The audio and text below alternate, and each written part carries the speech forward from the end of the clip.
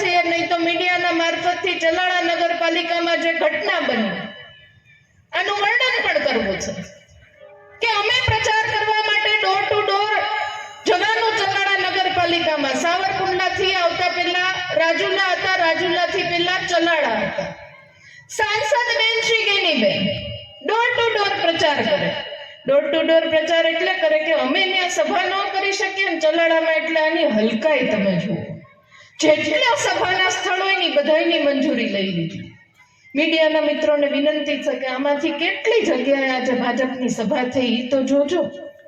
પણ બેન આવ્યા છે સભા ન કરી શકે એટલે છીછરી રાજનીતિ જેના લોહીમાં ઘરી ગઈ છે આ ભાજપની, શું કહેવાય સભાઈ કે આગળ આગળ ડોર ટુ ડોર પ્રચાર કરીએ છે. કોંગ્રેસને મત આપજો એની વિનંતી કરીએ છે. પાછળ પોલીસ વાળાને એની પાછળ ભારતીય જનતા પાર્ટીનું ટોળું અમારી પાછળ, અને ભાજપ ભાજપ આવી વાતો કરે છે.